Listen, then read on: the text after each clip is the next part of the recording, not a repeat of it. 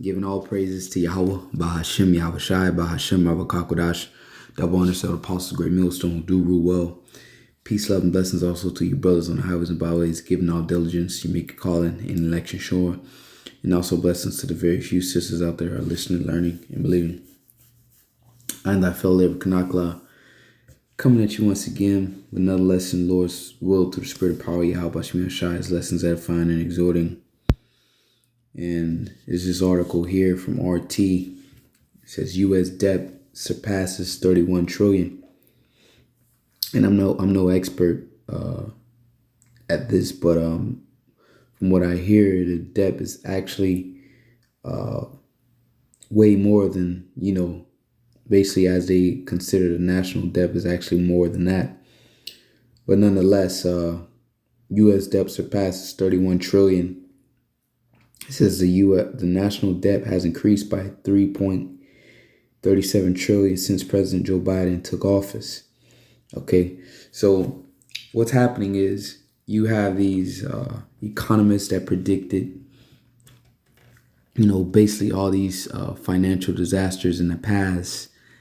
They are now all sounding the alarm now on a matter of fact, let me get the article the brother posted in the chat real fast.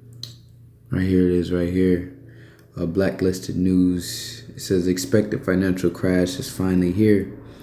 It says when two experienced economy and finance analysts who both correctly predicted the derivative crisis of 2008 again warn of an imminent crash, one better listens up.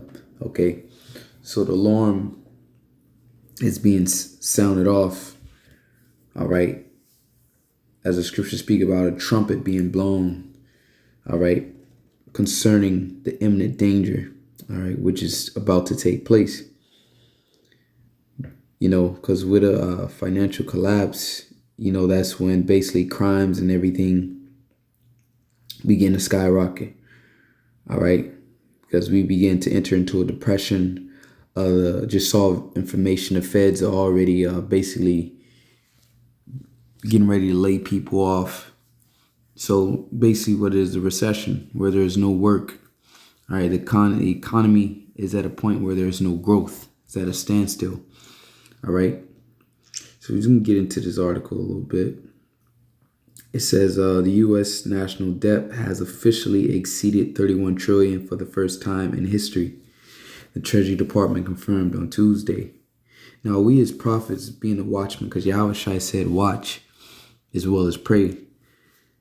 We as prophets, the ones speaking these things, if the Lord is giving you understanding of his word, right, and you're able to link current events with the Bible filtered through the scriptures, all right, you are to go out and prophesy. You are to watch these things from geopolitics to financial news, all right, and you're supposed to go out and prophesy these things and warn the people as pursuant to Ezekiel, the book of Ezekiel, all right.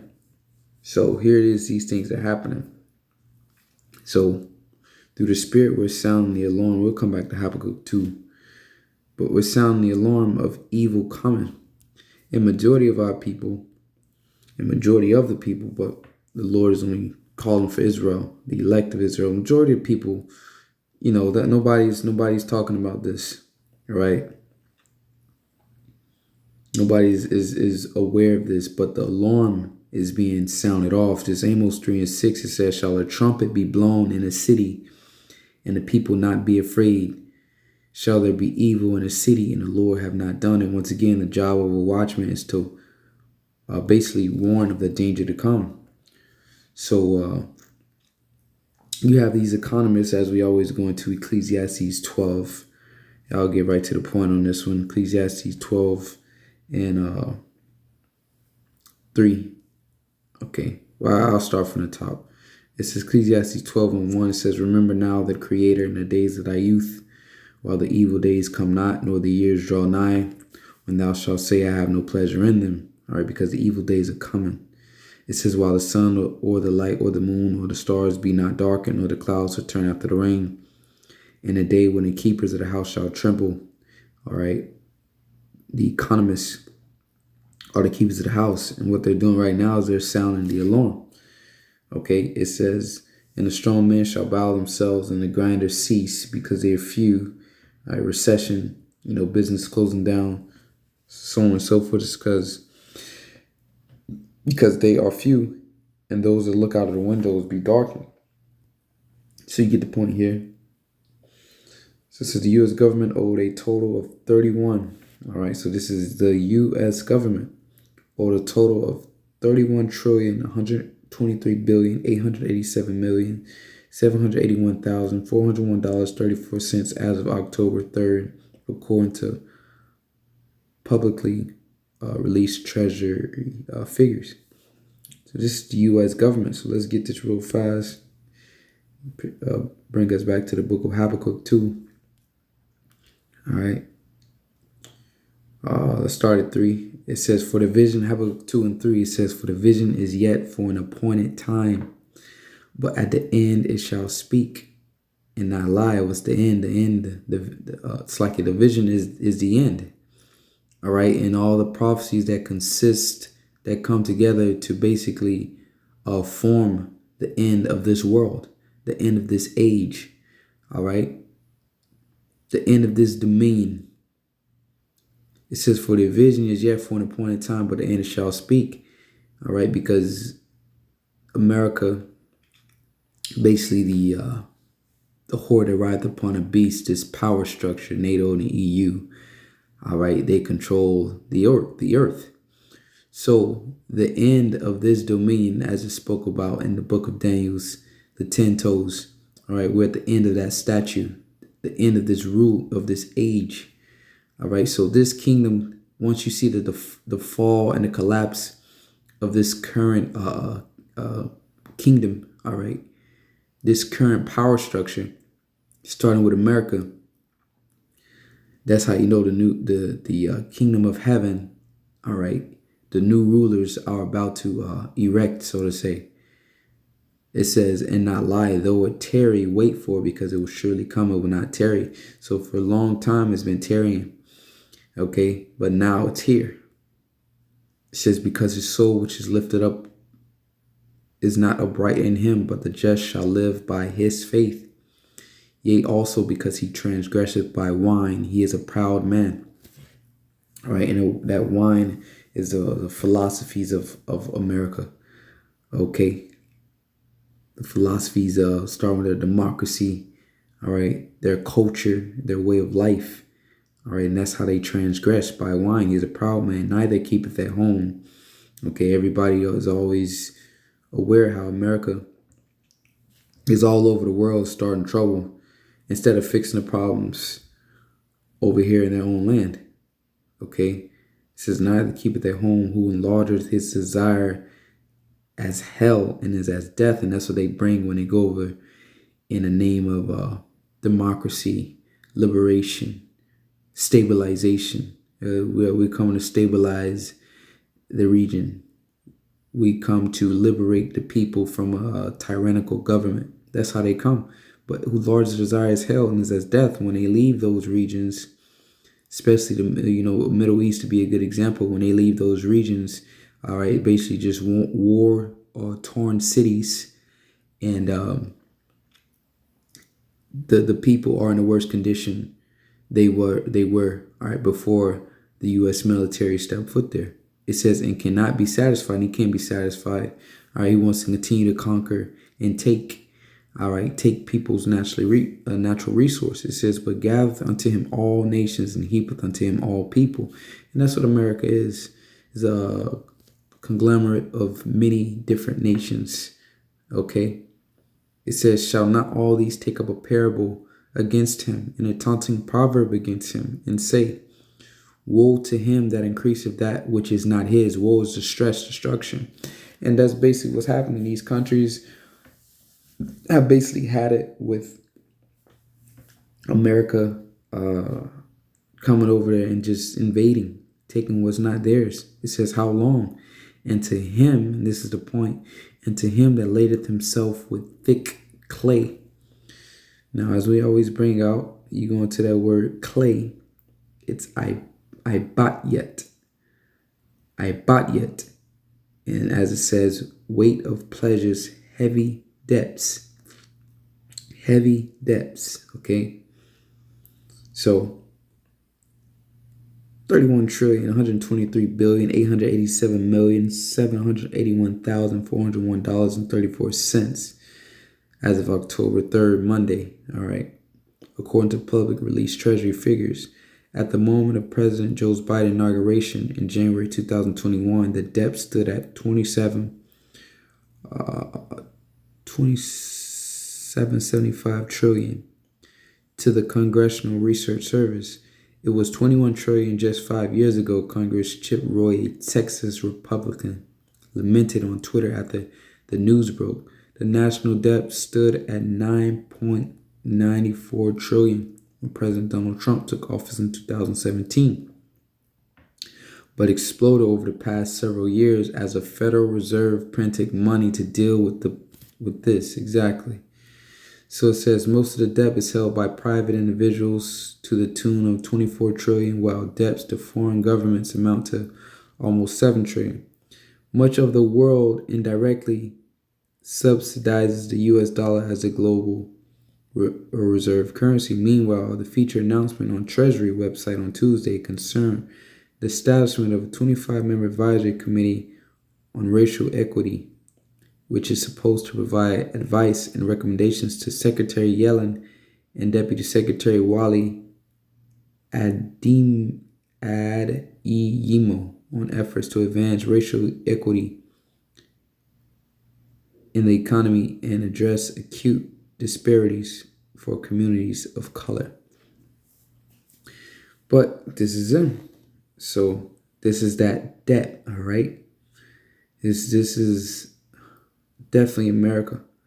Because so let's read verse 7 says, they not rise up suddenly that shall bite thee, and awake thee that shall vex thee. It shall be for booties unto them, and booties is spoils. All right. It says, because thou hast spoiled many nations. All right. America has spoiled many nations. All the remnant of the people shall spoil thee, because these nations are going to rise up against America. Because of men's blood, and for the violence of the land, and of the city, and of all that dwell therein. All right. Woe to him that coveteth an evil covetousness to his house, that he may set his nest on high, that he may be delivered from the power of evil. All right. And it's America. That's all America does is covet. All right. So the point is the alarm is being sounded off for the collapse of this economy. All right. And with the collapse of this economy is going to usher in the Revelation 13 and 16. Okay. Because with the old system going down, you always have to have something to replace. All right. Replace it. So if this monetary system is on its way out. All right. And here it is. They got the digital system right behind it. Okay. And with that digital system is going to become a electronic tag that you're going to have to take. And as the scriptures say, so because this is no coincidence, man. As Habakkuk, the prophet Habakkuk said, the vision is yet for an appointed time, but the end it shall speak. This is a very important prophecy.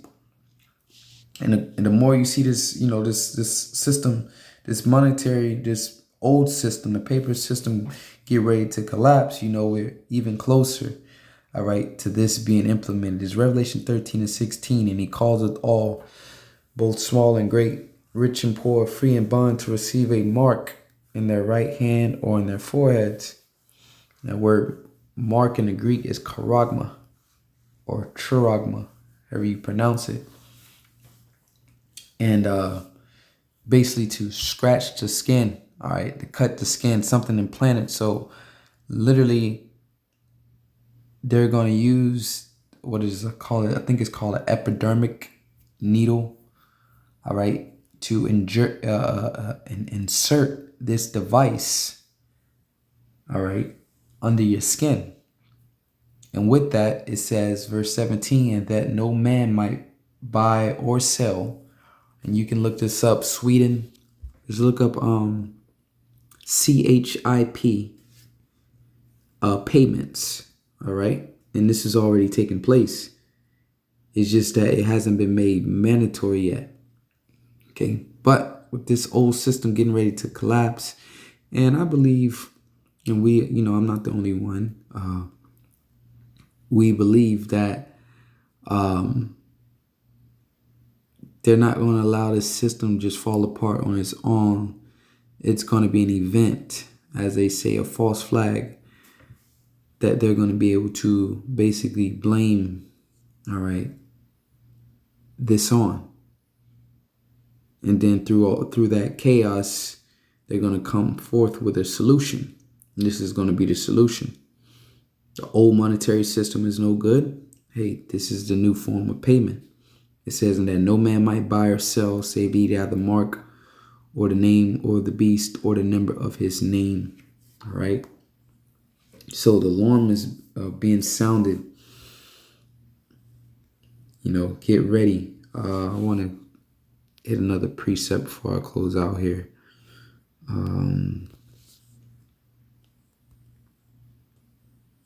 See if we can pull it up like that. Testament. Thanks, Thessalonians. 1 Thessalonians 5 and 6.